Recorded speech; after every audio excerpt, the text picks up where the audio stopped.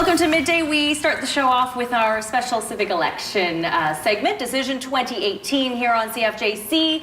We have the next three candidates that we're giving you a chance to hear from today. We've got Jennifer Adams joining us, Michael Riley, and Coralie Delwo. So thank you, all three of you, for being here today. We really appreciate that. So here's how it's going to work. I kind of briefed you a little bit before we started here, but we're going to ask you a random question out of our envelope like we've been doing all week and last week. You've got about 30 seconds to answer the question each, and then if you want to engage in any sort of rebuttal, feel free, or any other discussion for sure. And if we have time to do another question, we definitely will. Right. So we'll start first of all by shaking our trusty envelope. Okay, it's not shaking, so hang on. There we go. And let's see what we can find in here for the first question of the day. All right, has the city of Kamloops done enough to attract business and investment? Who would like to start? Can I Mike? take that one? Yes, of course, Mike, go for it. You know, Kamloops is one of only two cities similar size in all of British Columbia that does not have a tax incentive program for new commercial development in their cores. And to give you an example, one of the last new commercial buildings built in the downtown of the North Shore was the McDonald's building on the corner of 3rd and Victoria Street, which was over 20 years ago. Kamloops needs to put ourselves on a level playing field with the rest of the province. And furthermore, we need to reduce our unemployment rate. We're higher than Prince George, Kelowna, Chilliwack, Maple Ridge, Victoria. You know, and essentially, the lower the unemployment rate, the higher the wages, and this will keep Kamloops affordable for everyone. All right. Jennifer, would you like to go next? Sure. Well, I agree with a lot of what you're saying. I think there's some other things that can be done, cutting red tape. I think that the city can do something to help help advocate for businesses, particularly new businesses. Having startups and starting a company, you put everything on the table to do that. And you've used the phrase roll out the red carpet, and I think that's true.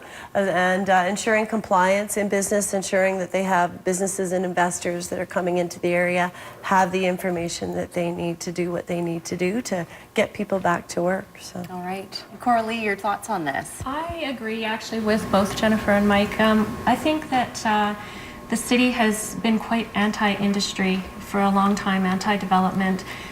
They've got a lot of red tape around it, and the process of getting a business started can be quite lengthy, up to 6 and 8 months sometimes through the process of getting business license and approvals and permits.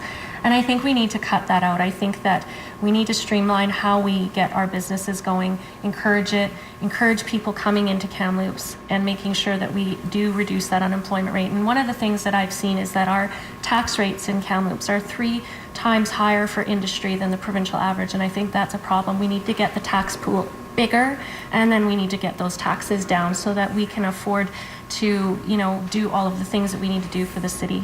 Great. Well, it sounds like you agree with each other on this. Does anybody disagree at all?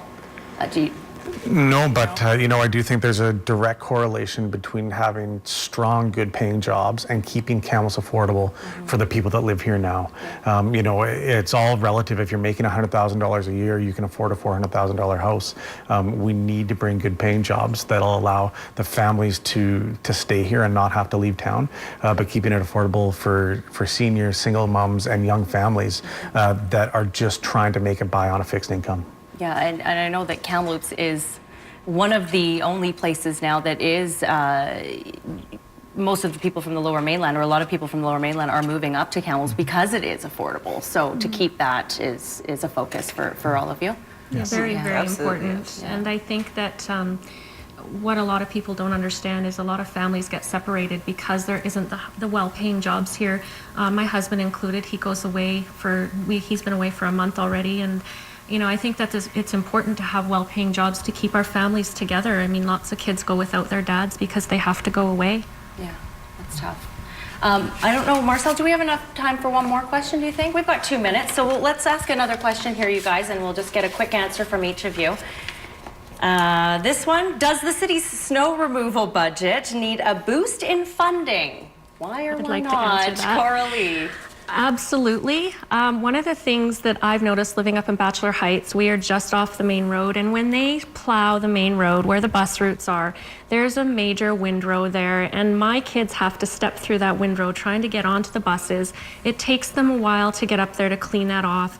And I think one of the things that I've seen in other cities be done is they have a machine that looks like a giant snow plow. It goes right behind the plows and it takes that snow right out of the city. And I think that would be really beneficial for a lot of areas, including the downtown, for our seniors who are also facing that challenge when they're trying to walk to their appointments and things, that, you know, they're stepping over these windrows at the curbs and at the lights. And I think it's really important that we pay attention to that to avoid injuries and also make it more accessible for people with mobility issues.